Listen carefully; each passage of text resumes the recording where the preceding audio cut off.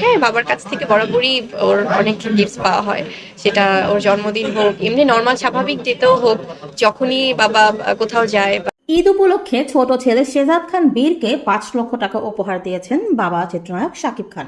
এবার চিত্রনায়ক শাকিব খান সম্পর্কে প্রশংসা করে এবং ঈদে বুবলি এবং শেহজাদকে কি কি উপহার দিয়েছেন শাকিব খান বিস্তারিত যেন নিজের মুখেই বললেন বুবলি, যা শুনলে রীতিমতো অবাক হবেন সবাই। শাকিব খান এত উপহারও এখনো বুবলিকে দিচ্ছেন। বিস্তারিত জানতে সম্পূর্ণ ভিডিওটি না টেনে দেখুন। একটা সময় চিত্রনায়ক শাকিব খান এবং চিত্রনায়িকা বুবলির মধ্যে চির প্রতিদ্বন্দ্বিতা চলছিল। একে অপরকে কেউ ছাড় দিয়ে কোনো কথা বলতেন না। কিন্তু ইদানিং দেখা যাচ্ছে বুবলি সব সময় শাকিব খানের প্রশংসা করে বেড়াচ্ছেন, কিন্তু শাকিব খান কখনো বুবলির প্রশংসা করেন না, এমনটি দেখা যাচ্ছে। হঠাৎ করে বুবলি কেন শাকিব খানের প্রশংসা করছে, এ নিয়ে সোশ্যাল মিডিয়ায় শুরু হয়েছে তুমুল আলোচনা এবং সমালোচনা।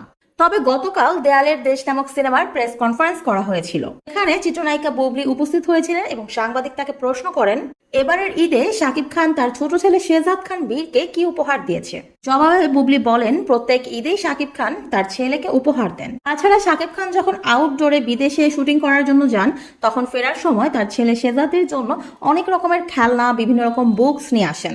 তবে এবারের ঈদ উপলক্ষে শাকিব খান তার ছেলে শেহজাদকে ৫ লক্ষ টাকা উপহার দিয়েছে, যেটা সাধারণত প্রতি ঈদেই দিয়ে থাকেন।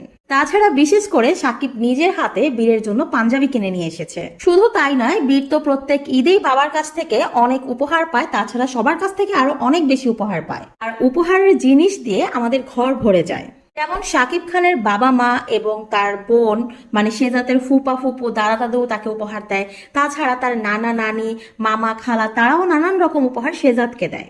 শাকিব খান টাকা দিয়ে আমার এবং বীরের জন্য ঈদের জামা কাপড় কিনতে বলেছেন। এবার এভাবেই শাকিব খানের প্রশংসা করলেন শবনম বুবলি। তো ভিউয়ার্স, এই বিষয়ে যদি আপনাদের কোনো মন্তব্য থাকে কমেন্ট বক্সে জানিয়ে যেতে পারেন।